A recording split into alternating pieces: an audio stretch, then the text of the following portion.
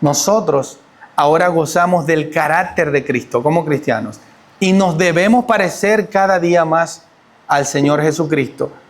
Y esa vestimenta no crea que va a tener un efecto diferente al que tuvo con Jesús. Cuando usted se viste de Cristo, no espere que al predicar el evangelio va a tener cientos de likes. No espere que cuando usted le predica a sus familiares les van a agradecer porque usted está predicando el evangelio. Espere que mucha gente los odie y muchas veces su propia familia. Hoy volvemos a esta serie que está llena de algunos puntos importantes que nosotros debemos considerar cuando estemos relacionándonos con otras personas y sobre todo con este mundo caído.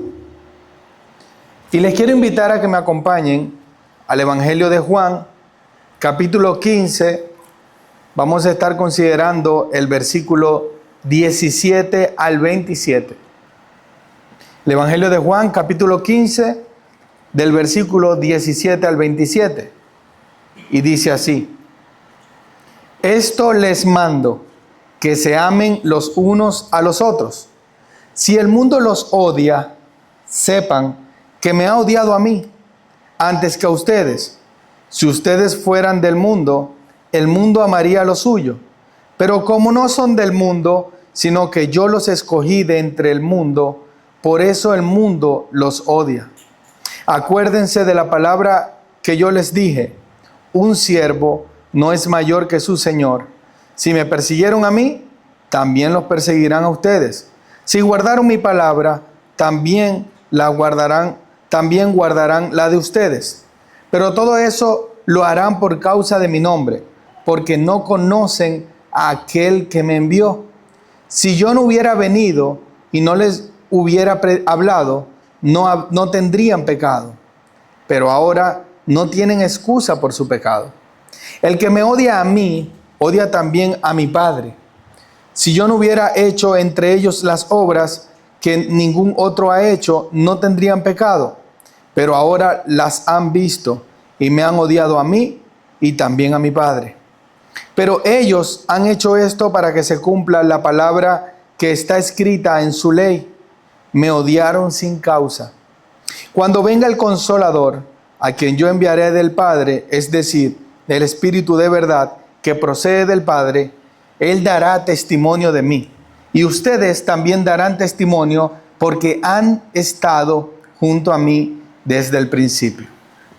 Acompáñenme a orar. Padre Santo, te damos gracias porque tú eres bueno, porque tú eres santo, porque tú eres poderoso y porque esta mañana tú nos permites reunirnos para poder aprender más de tu carácter, a glorificarte por lo que tú has hecho mientras estabas en esta tierra y ahora por lo que tú haces mientras estás en el trono. Padre, te pedimos que nos ayudes a poder comprender tu palabra y a mí a poder predicarla correctamente, fielmente, a pesar de que soy imperfecto. Gracias, Señor, porque tú tienes misericordia de los que tú has escogido. Y gracias, Padre, sobre todas las cosas, porque tú nos escogiste para salvación. Padre, yo te pido que tu Espíritu Santo se pasee en los corazones de esta iglesia, de esta congregación, y que pueda el Espíritu Santo concederles el tan anhelado arrepentimiento y fe. Te amamos, Señor, te glorificamos y exaltamos tu nombre, en el nombre de Jesús. Amén y amén. Hermanos, este es un mensaje, unos versículos que son bien convenientes en esta etapa de la humanidad que estamos viviendo. Estamos pasando por unos procesos que como cristianos nos retan a poder vivir agarrados de la mano del Señor. Y en estos versículos el Señor está haciendo una advertencia que no suele recibirse como algo bueno.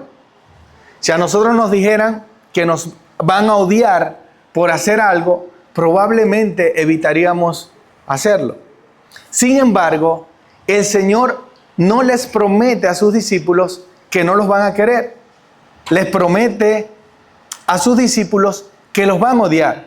Quiero decir, Dios Jesús hecho carne les promete que los van a odiar si ellos siguen fielmente los mandamientos del Señor.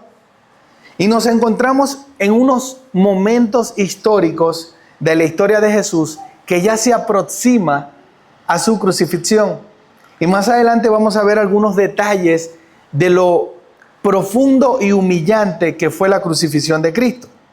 Y por eso estos versículos, estos 10 versículos, los vamos a dividir en 4 puntos. Primeramente, el mandamiento del amor como nuestra identidad. Segundo, el resultado del odio del mundo. Tercero, no tienen excusa por su pecado. Y para finalizar, del 26 en adelante, el trabajo del Espíritu Santo. Lo mejor de todo lo que vamos a estudiar hoy es cómo el Señor cierra este discurso que Él está haciéndole a sus discípulos con una promesa de un consolador que iba a sellar todo lo que ellos iban a hacer. Esto parece paradójico, pero a pesar de que el mismo Jesús les está enseñando todo lo que tienen que hacer y les está dando toda la normativa de cómo deben vivir, les anuncia al finalizar que van a tener un consolador que ya nosotros en el contexto bíblico entendemos que es el que nos concede y nos lleva a arrepentirnos y además nos lleva a hacer todas las cosas que al Señor le agrada. Ninguno de nosotros podría hacer algo para la gloria de Dios sin que el Espíritu Santo nos dirija a eso. Ninguno de nosotros podemos hacer ninguna obra que le agrade al Señor por nuestra propia cuenta. Todo lo que nosotros hacemos en nuestra vida es porque el Espíritu Santo nos dirige. Y por eso, al considerar estos 10 versículos, nos encontramos que el primer versículo, antes de empezar esta conversación, el Señor les dice en el versículo 17, esto les mando, que se amen los unos a los otros. Y esto el Señor lo hace como un mandamiento, como una premisa. Les dice, todo lo que ustedes van a enfrentar de hoy en adelante, lo necesitan hacer con el amor, con el mandamiento del amor. Este es el escudo que le da. Usted ve un hombre que va a la guerra y se van supremamente preparados para hacer cualquier operación militar. Usted ve que utilizan casco y todo para preservar su vida porque saben que van al campo de batalla y que pueden sufrir una bala, una caída, cualquier cosa que pueda acabar con sus vidas. El Señor está enviando a sus discípulos al campo de batalla y no les dice que se vayan preparados, que sean estratégicos al caminar y predicar su evangelio. Les dice, ámense los unos a los otros. No les dice, yo los voy a proteger de lo que les va a suceder. Y cuando usted lee los Hechos de los Apóstoles, ellos vivieron una tribulación sin ninguna historia. La Biblia dice que lo que ellos sufrieron bajo el reinado de Nerón fue una persecución que no la ha habido ni la habrá. Fue una persecución que los hizo, por lo menos el apóstol Pablo estuvo más de 5 veces detenido, preso, a causa de la predicación del evangelio. Cuando usted ve estos hechos, usted sabe que ellos tenían una conciencia de que Cristo había muerto y resucitado para darle salvación, porque nadie sería capaz de morir por una mentira. Y todo esto que ellos hicieron fue con un mandamiento, que se amen los unos a los otros.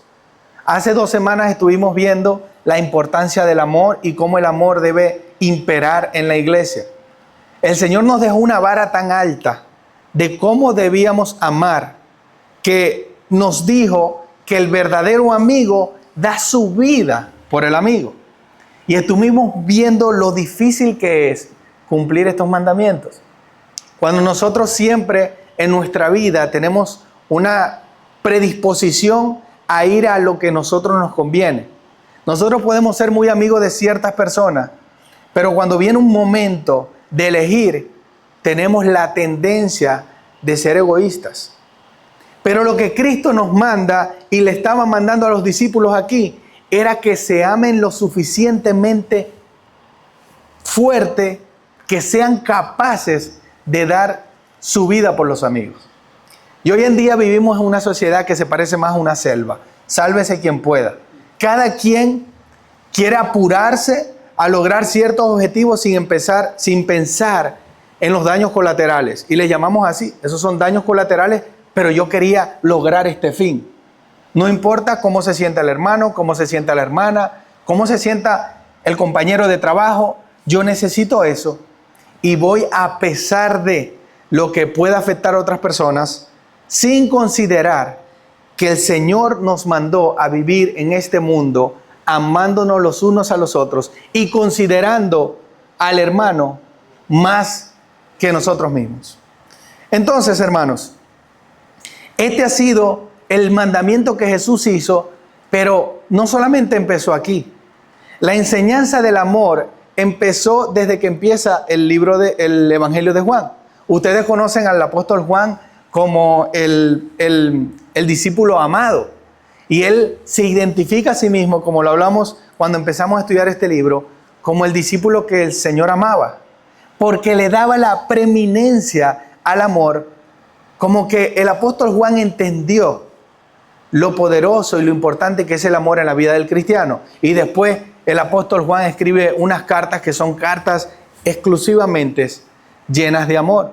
Usted puede contar las veces que amor se repite en las cartas de Juan. Pero cuando empezó a escribir este evangelio, en el capítulo 3, versículo 16, el tan recordado mensaje: de tal manera amó Dios al mundo que dio a su Hijo unigénito para que todo aquel que en él crea no se pierda, mas tenga vida eterna. Y después en el capítulo 5 vemos como el mismo apóstol Juan enseña cómo el Padre ama a su Hijo. Dice: porque el Padre ama al Hijo y le muestra todas las cosas que Él mismo hace, y obras mayores que ésta le mostrará, para que ustedes se asombren. Y después vemos cómo Jesús confronta a los religiosos. Miren la manera de confrontar, cómo determinar cuando una persona es cristiana y cuando no es cristiana.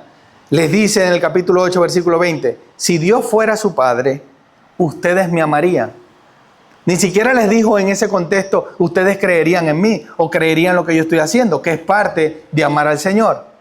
Sino que les dijo: si Dios fuera su Padre, ustedes me amarían. Y después vemos otros versículos como la palabra enseña que Jesús les dice directamente: ustedes son hijos del diablo. Entonces hace esta división donde no hay medias tintas, donde no hay gente que se para en la mitad. Hay personas que aman al Señor y hay personas que no aman al Señor, que odian a Cristo. Y por eso, cuando llegamos al capítulo 15, a mediados del 15, el Señor les va a advertir a los discípulos y les va a decir: el mundo está dividido en dos. No se trata de algunas medias tintas, algunos tibios y algunos que me aman, no. Se trata de los que quieren destruir a los cristianos y a los que aman al Señor, a los que me rechazan y a los que me aman y me van a amar eternamente. Y el mundo no se divide en situaciones temporales. Nada, lo único temporal que nosotros tenemos en nuestra vida. El mundo se divide a los que Dios amó y los escogió y los tomó para eternamente desbordar ese amor en los que creen en Él. Y estuvimos también considerando ese amor que el Señor tuvo antes de la creación del mundo, donde en comunidad el Padre amaba al Hijo. Y esto es algo que al comprenderlo, y no me canso de repetirlo, hermanos, es tan glorioso comprender que la razón por que el Señor nos ama a nosotros es porque cuando Él amaba a su Hijo, recuerden que el Hijo no nació hace 2000 años, el Hijo nació en esta carne hace 2000 años, pero Él ya preexistía antes de nacer. El Hijo es engendrado en la eternidad pasada, es decir, el Hijo existe eternamente. Ahora decidió venir a esta tierra para salvarnos y tomó el cuerpo como nosotros lo tenemos hoy en día. Pero ese Hijo estaba siendo amado desde antes de la eternidad. Entonces, Dios es un Dios en comunidad que ama. Está el Padre, está el Hijo y está el Espíritu Santo que se amaban desde antes de la eternidad. Y ese amor fue tan grande que algunos teólogos lo interpretan como un desborde de amor que sigue llegando. Y la creación sigue habiendo gente que nace, vive y muere. Porque Jesús, su amor se sigue desbordando. Y Jesús sigue creando personas que son recipientes del amor. Y por eso le damos gracias al Señor, porque todavía no ha venido y más personas se han salvado, que ese es el propósito de la tardanza de su llegada. Pero al mismo tiempo deseamos como iglesia que Cristo venga pronto por nosotros y nos reciba en su trono celestial. Entonces, tenemos a un Jesús que ama y que desborda su amor. Y ese mismo Jesús le está advirtiendo a sus discípulos que hay muchos que los van a odiar y los van a destruir. Y en su vida ellos van a poder ver cómo puede llegar a ser el grado de odio que van a tener, que le van a dar la muerte más terrible que puede tener un ser humano. Ahora, hermanos, este Jesús dejó la vara bien alta, una vara que nos deja una responsabilidad como cristianos para que nosotros debamos hacer lo mismo que el Señor nos manda. El teólogo Edersheim menciona que hay una continuidad en el amor del Padre, quien primero amó a su Hijo y luego el Hijo nos amó a todos nosotros, y ahora nosotros debemos amarlo a Él y amar a nuestro prójimo. Es como una cadena que no se va a acabar ni siquiera en la eternidad. Y esta enseñanza que Jesús les hace a sus discípulos tenía un propósito. Ellos tenían que entender en qué consistía el Evangelio y tenían que estar preparados para todo lo que iban a enfrentar en los próximos años. Hermanos, nosotros no tenemos idea de lo que es sufrir persecución por ser cristianos. Más adelante vamos a notar cómo ciertos países del mundo hoy por hoy están sufriendo una persecución que si nosotros sufriéramos, probablemente muchos de nosotros negaríamos al Señor si no tenemos bien cimentada nuestra fe. Nosotros tenemos el privilegio que hasta el gobierno nos permite reunirnos en un espacio público. Pero hay lugares donde ni siquiera usted puede encontrar la cifra de muertos a causa de la persecución por simplemente seguir a Cristo. Ahora, hermanos, vamos a notar cómo esas personas que atentan contra la vida de los cristianos y que los destruyen física y moralmente, son personas que no aman a Cristo y que al mismo tiempo, o por razones obvias, no se deleitan en la palabra del Señor. Y estas personas, con todo y que no aman a Cristo y que no son creyentes, tienen algo que los teólogos denominan la gracia común. Tienen la capacidad de razonar, de sentir, de pensar. Tienen lo que nosotros conocemos como la imago Dei, que es la imagen de Dios. Pero todas esas cosas que estas personas hacen, no las hacen para glorificar al Señor.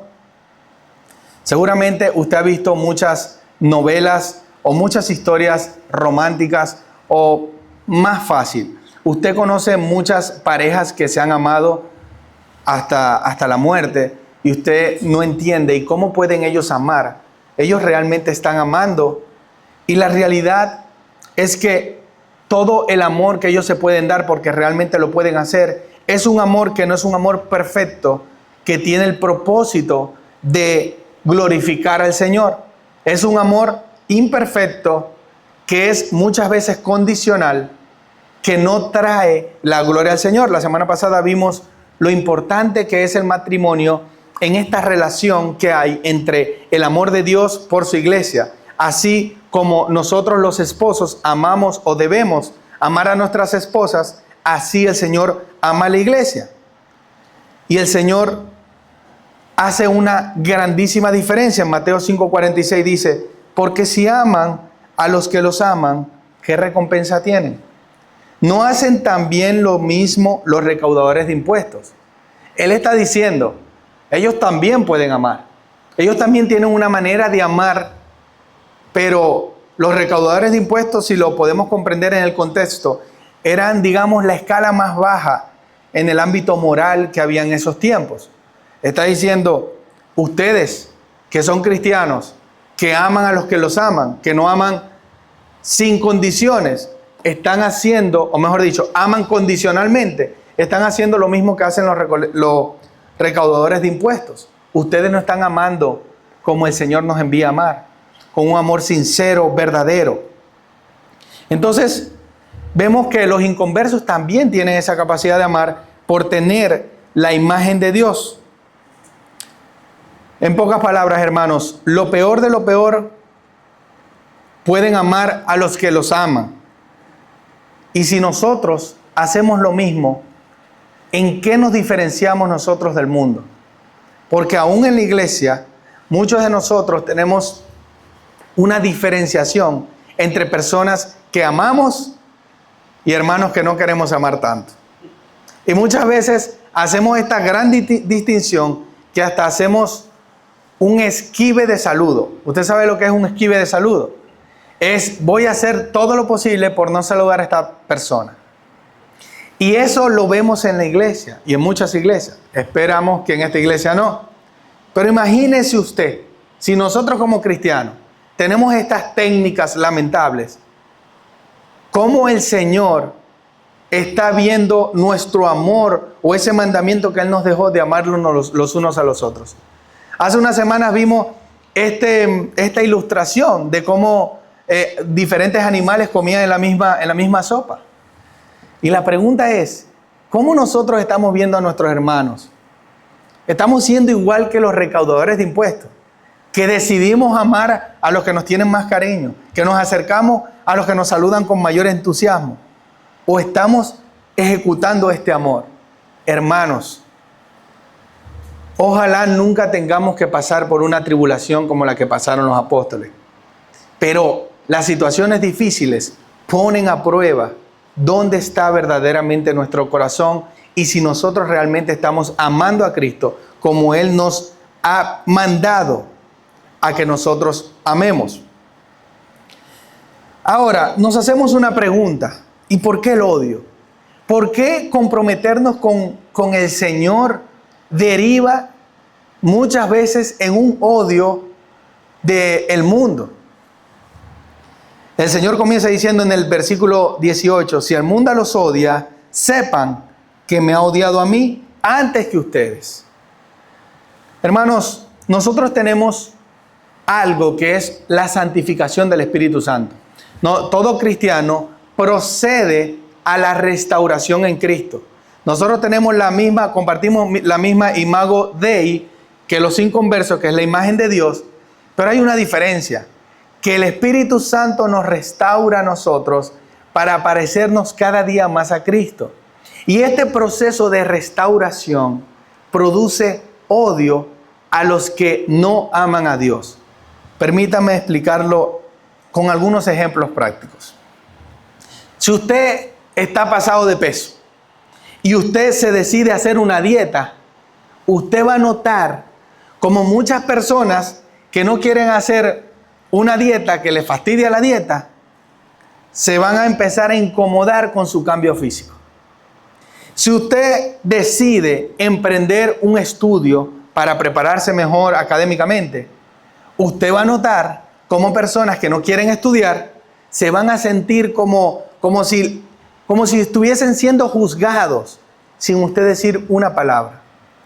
Y mejor todavía, si usted decide amar a Cristo y usted se convierta al Señor y usted dice, voy para la iglesia, me voy a congregar, voy a estudiar la palabra, voy a orar, voy a cambiar mi forma de hablar, mi forma de compartir con los hermanos, ya voy a dejar algunas malas costumbres que tenía antes, voy a distanciarme más de compartir las cosas que compartía con el mundo.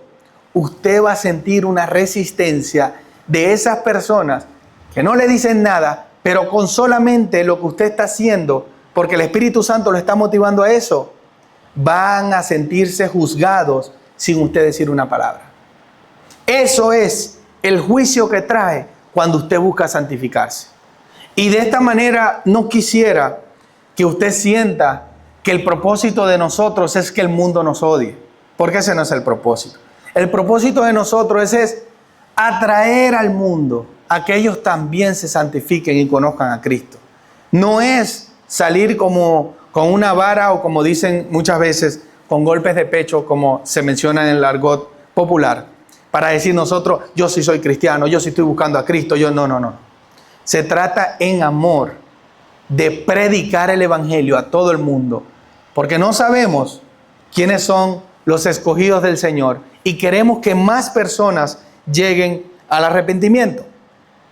Ahora, hermanos, imagínense ustedes el rechazo que sufrió, no una persona como usted, como yo, que pecamos, que luchamos, que seguimos peleando la batalla de la fe, sino un hombre que fue impecable en todos sus caminos. Jesús, una persona intachable que no se le vio una gota de pecado. Usted imagínense cómo fue el odio que se descargó hacia Cristo, que caminó en esta tierra, y cómo se sintieron juzgados los fariseos al ver una persona que realmente estaba haciendo las cosas en perfección. No tenían de qué acusarlo. Se inventaban cada día algo diferente para preguntarle, para tentarlo, para ver en qué lo podían agarrar. Y no pudieron.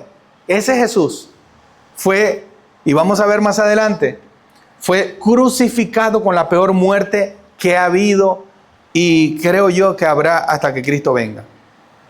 ¿Qué esperan?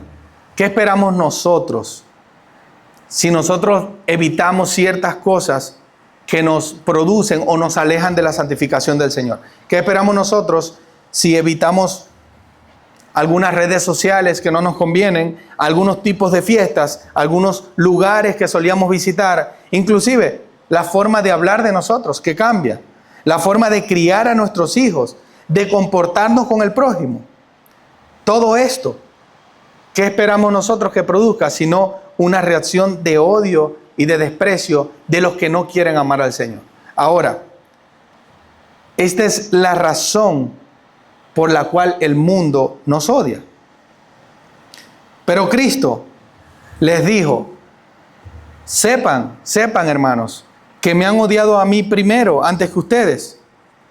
Ahora, en este contexto, cuando el Señor utiliza la palabra mundo, no se refiere a todo el mundo, a todo el planeta. El Señor se refiere específicamente a todas las personas que son gobernadas por el maligno y que no desean la paz con el Señor. Esas son las personas que Jesús está diciendo que lo van a odiar. Jesús no está diciendo que necesariamente todo el mundo lo va a odiar, porque fueron muchos también los que lo siguieron a Él cuando vieron los milagros que Él hizo. Ahora, hasta este punto Jesús ya había sufrido mucha persecución. Él ya podía hablar con precisión de lo que estaba advirtiéndole a sus discípulos. Nosotros ahora podemos ver lo que sufrió después de este evento. Recuerden que aquí Cristo, por razones obvias, todavía no había llegado a la cruz, pero Él ya había sufrido persecución y se tuvo que desaparecer varias veces porque le iban a echar mano. Entonces, la muerte que Él sufrió después de advertirle a los discípulos fue una tortura que nosotros todavía no podemos imaginar. Y permítanme explicar un poco cómo funcionaba el proceso de crucifixión en los tiempos de Jesús. Y una de las cosas que nosotros comprendemos por qué Jesús vino en el momento exacto, en el tiempo exacto, es precisamente porque hoy por hoy no vemos ese tipo de muertes, ni ese tipo de humillación. Si Cristo hubiese venido hoy, quizás cómo lo hubiesen matado. No existe la cruz, ya no se utiliza hace muchos años. Pero en este tiempo, los persas habían tratado de inventar el modo de muerte más terrible que podría sufrir un ser humano. Estos fueron los persas. Los romanos vieron lo fuerte que era esta tortura y la adoptaron para ellos poder utilizarla para meterle miedo a la población. Recuerden que Cristo murió con dos perversos a los lados. La muerte de Jesús fue tan agónica que solamente la posición de la cruz de Jesús le prohibía agarrar tanto aire como para sentirse aliviado y tan poco aire para poder sobrevivir más horas y que su muerte fuese más lenta. Imagínense, usted hace así y que sus manos estén clavadas a la cruz. Esto hace que todo su cuerpo descanse en el peso de sus muñecas y que toda la cavidad torácica se expanda. Imagínense lo asfixiante que es ahogarse con su propia sangre, con una corona de espinas que tenía en la cabeza y con además toda la humillación, porque no fue solamente la parte de física que Cristo sufrió, sino también la parte psicológica. Usted ha visto muchas películas de Jesús y usted ha visto La Pasión de Cristo, que fue una de las que más se acercó a cómo murió Jesús, pero usted no ha podido ver nunca la humillación que él vivió, porque ninguna de estas películas lo muestran desnudo, que fue la manera como él fue expuesto. Yo no sé si usted alguna vez tenía ese terror de que algún día lo vean usted desnudo y la vergüenza que usted pasaba, porque desde Adán ya había vergüenza en la desnudez, por eso todos nosotros estamos, a Dios gracias, vestidos. Pero la desnudez es un tipo de vergüenza tan fuerte que hay personas que se les ha filtrado una fotografía y han decidido quitarse la vida, porque la humillación es tan grande que no pueden superar el hecho que algunas personas vean su desnudez. Imagínense Jesús clavado en la cruz, siendo humillado en todos los aspectos hasta la muerte de la cruz. Y no solamente eso, hermano. Además de lo agónico de su crucifixión, Jesús sufrió también la ira de Dios. Además del dolor psicológico, sufrió todo el peso de la ira para que nosotros podamos ir al Señor y ser revestidos de su gracia. Hermanos, en ese momento, y muchos teólogos entienden que la falta de vestimenta de Jesús, desde un punto de vista, si se puede decir, alegórico o que podemos entender de una manera más filosófica, es esa vestimenta que el Señor le da al cristiano para que se revistan de Cristo. Nosotros ahora gozamos del carácter de Cristo como cristianos y nos debemos parecer cada día más al Señor Jesucristo. Y esa vestimenta no crea que va a tener un efecto diferente al que tuvo con Jesús. Cuando usted se viste de Cristo, no espere que al predicar el Evangelio va a tener cientos de likes. No espere que cuando usted le predica a sus familiares les van a agradecer porque usted está predicando el Evangelio. Espere que mucha gente los odie y muchas veces su propia familia. El Señor Jesús en esa cruz sufrió todas estas cosas y además el abandono. Dios mío, ¿por qué me has desamparado? Recuerden que a Jesús lo golpearon en la cabeza con una caña, lo escupieron. Nosotros por mucho menos de eso podemos perder la paciencia. Pero Jesús fue como un cordero humillado a esa cruz por nosotros. El rey Salomón escribió de este odio que el inconverso le tiene al cristiano. Proverbios 29-27 como abominación es a los justos el hombre inicuo, y abominación es al impío el que camina rectamente. Y aquí hay mucho que decir en este sentido. El hombre justo no se deleita con los impíos, porque no hay comunión con el impío. Y al impío que no va a ser regenerado por el Señor, o no ha sido regenerado, tampoco se deleita con los que caminan rectamente. Lo que Jesús sufrió fue la abominación de los impíos, porque su caminar no solamente fue recto, sino que fue perfecto. Imagínense personas que les va muy bien, que generan envidia. Imagínense ustedes una persona que camine perfectamente cuánto celo, envidia y desprecio iba a sufrir. Por eso cuando avanzamos, vemos que el Señor les advierte: si a mí me persiguieron, ustedes también lo perseguirán. Ya en ese momento, probablemente cuando Juan escribía este evangelio, habían matado a su hermano Jacobo. Quizás ya habían matado al apóstol Pedro y al apóstol Pablo. Depende de dónde ubiquemos la escritura de este evangelio. Hermanos, si usted piensa que este es odio que solamente está por allá en los tiempos de Jesús, déjeme darle algunos datos de la actualidad. En Nigeria, a esta hora ya han muerto 5 personas a causa de seguir a Cristo. Al año mueren aproximadamente 4.500 personas en Nigeria. Hermanos, nosotros estamos muy alejados de la realidad que vive el mundo y de lo real que es la palabra del Señor. Esta es la persecución que el Señor profetizaba y que no se ha acabado en todos los siglos. Usted no se imagina todas las personas que han muerto en todos los siglos. En el Congo, todos los días mueren 2 personas por causa de seguir a Cristo. Sudán. También tenemos esta última, Corea del Norte, que por el solo hecho de que usted tenga una Biblia, usted va a ser ejecutado. Y lo peor de todo es que la cantidad de muertos es un secreto de Estado.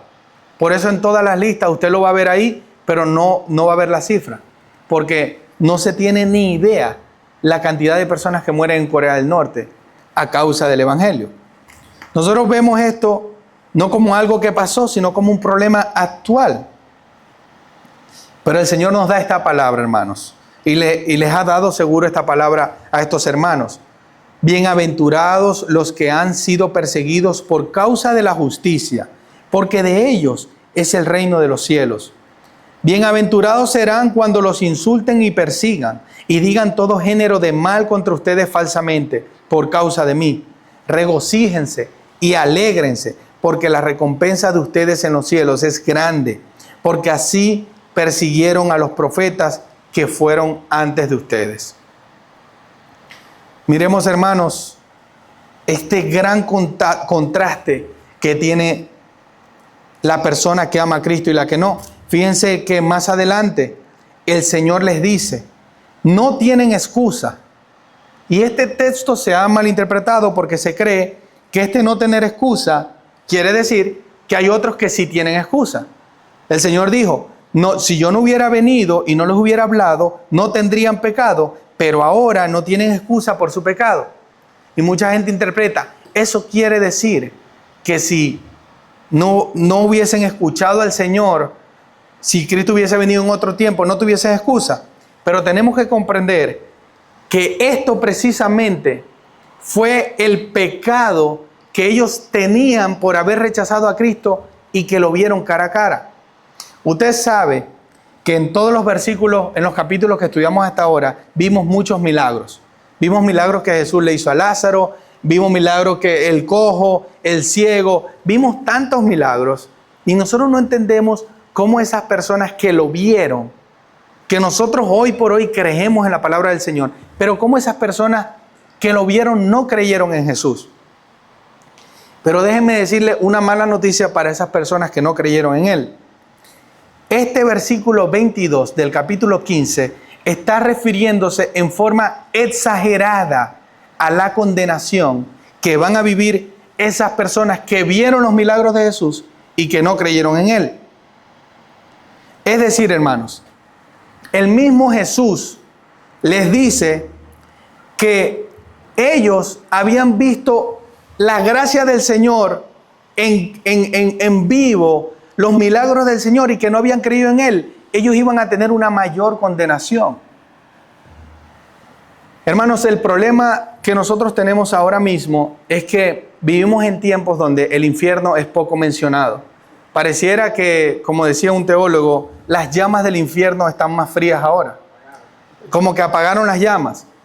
Y esta falta de realidad hace que los que deberían de predicar el evangelio contando con el infierno como parte del paquete para el que no cree, están yéndose a un evangelio más progre, suave, pero no es el evangelio que Cristo predicaba.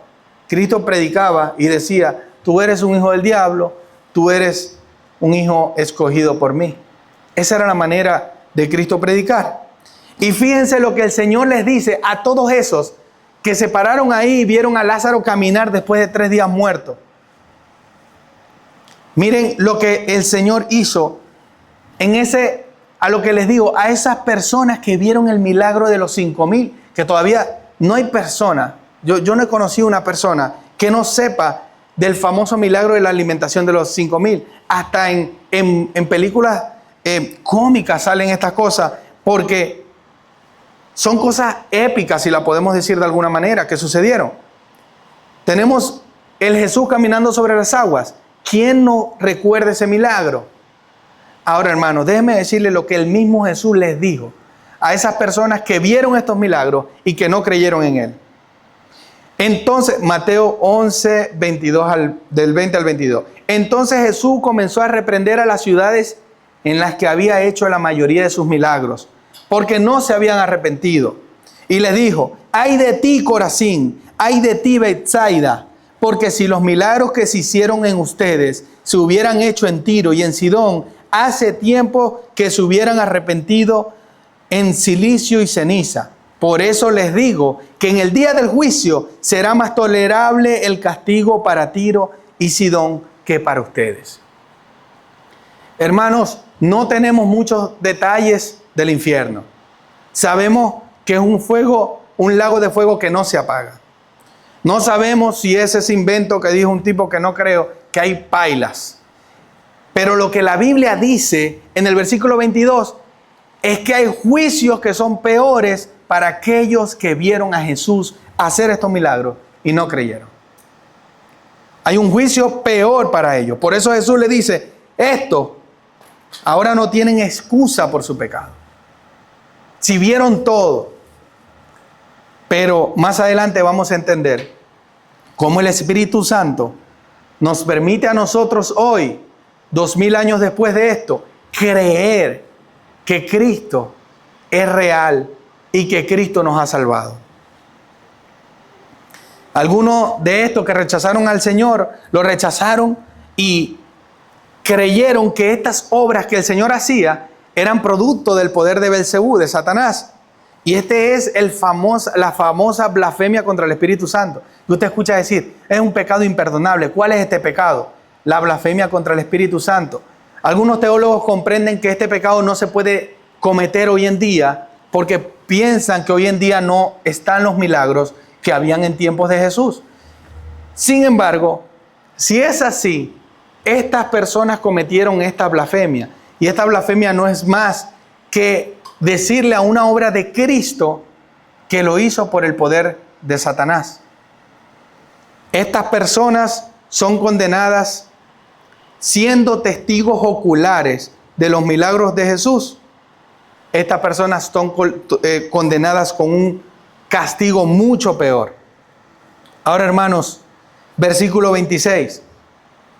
El Señor les dice a los discípulos, a sus apóstoles, cuando venga el Consolador, a quien yo les enviaré del Padre, es decir, el Espíritu de verdad que procede del Padre, Él dará testimonio de mí. Y ustedes también darán testimonio porque han estado conmigo desde el principio. Hermanos, en el capítulo anterior, en el capítulo 14-16, tenemos al Padre enviando el Espíritu. Y ahora tenemos al Hijo enviando el Espíritu. Esta es una de las pruebas de lo que hablamos hace rato, de la igualdad que tienen el Padre y el Hijo. Y los dos envían al Consolador. Y este Espíritu Santo tiene el trabajo de dirigir tu atención, si has creído en Él, a Cristo. No solamente como una forma de llenarte, porque también lo hace, sino de llamar tu atención y mantener tu atención hasta el día que tú mueras a Cristo Jesús. Permítanme concluir con 2 aplicaciones. Primeramente, hermanos, para los que ya conocemos al Señor, no ignoren la santificación y esta obra del Espíritu Santo. Es más importante santificarnos que agradar al mundo. El Señor les dijo a sus discípulos, si el mundo los odia, recuerden que ya han odiado a aquel que murió por nosotros. Preocúpense cuando todo el mundo, mejor dicho, de los impíos que no aman al Señor, tienen perfecta comunión con ustedes. Ahí preocúpense, porque ya estudiamos cómo es como el agua y el aceite, una falta de comunión entre las personas que no aman a Jesús y las personas que lo aman. Y esta división se ve hasta en familias. Esto no escapa de la familia. Nosotros podemos vivir situaciones en que tenemos que elegir santificarnos y poner por delante a Cristo o agradarle a un padre, a un hermano, a una hermana o a un hijo inclusive. Una señora iba visitando la casa de su hija todos los días y cuando llegaba le gustaba mucho hablar del Señor. La hija un día le dijo, cuando llegues a esta casa te agradezco que dejes de hablar de Cristo, no hables más del Señor. Esta persona fue a hablar con el pastor John MacArthur y el pastor John MacArthur le dijo, yo que tú dejara de ir y entrar a esa casa, porque tú no puedes ir a ningún lado sin Cristo. Cristo es más importante que tu hija. Es más importante agradar al Señor que agradar a este mundo. Y esto tiene muchas implicaciones para nosotros el día de hoy. El mundo nos está arrastrando para muchas cosas, costumbres que nos invitan a no estar santificados para el Señor. Y para los que todavía no han reconocido al Señor como su Salvador, recibiendo este sello del Espíritu Santo, es momento de hacerlo. Ya vimos la consecuencia de no reconocer a Cristo. El infierno se ha apagado, pero créanme, está más vivo que nunca. Y va a ser no como muchas herejías ahora que quieren vender un aniquilacionismo de que el mundo, la persona cuando muere se desaparece. La Biblia habla de un fuego eterno y que es un sufrimiento para toda la eternidad.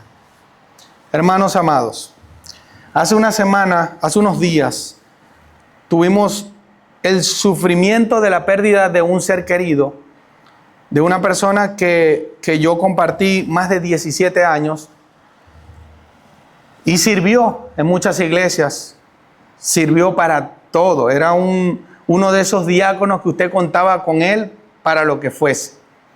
Y los pocos que están aquí que lo conocieron saben que era una persona que nosotros desearíamos que hubiese servido con nosotros aquí en esta iglesia. Esta persona, cuando sufrió la primera situación médica, salió de ahí y llegó a un hospital y empezó a predicar con una desesperación que todavía nosotros debemos rogarle al Señor, tener esa desesperación por los que se pierden.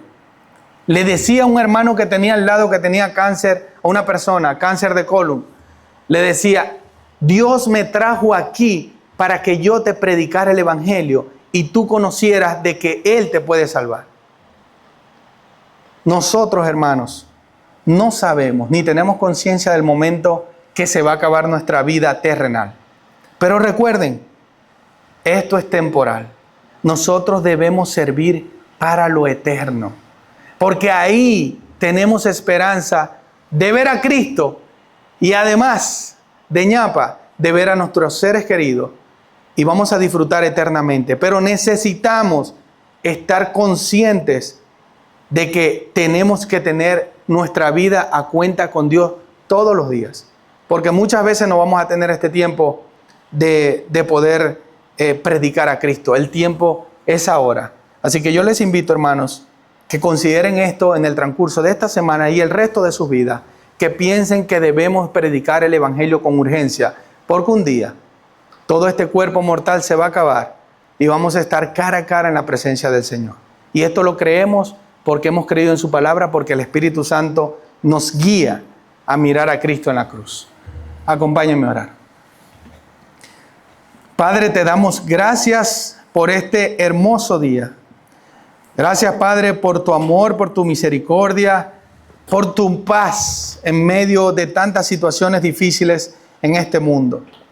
Gracias, Señor, porque tú has sido bueno con la Iglesia Revive. Gracias, Padre, porque tú has sido bueno con todos los hermanos de la iglesia. Gracias, Señor, porque tú has sido bueno con mi casa, con mi familia, a pesar de todas las tribulaciones. Y gracias, Señor, por los hermanos que oran los unos por los otros. Gracias, Señor, porque en tu misericordia los hermanos que están pasando proceso de salud conocen tus propósitos de este lado de la eternidad. Ayúdanos a amarte, a santificarnos y que valga la pena nuestras vidas para glorificarte a ti, que eres el único soberano y el Rey de nuestras vidas. Perdónanos, Señor, si no hemos predicado con esa urgencia. Y ayúdanos, Señor, a vivir tu palabra fielmente cada día, todos los días, hasta el fin del mundo. Gracias, Señor, en el nombre poderoso de tu Hijo amado y por los méritos de Cristo. Amén y amén.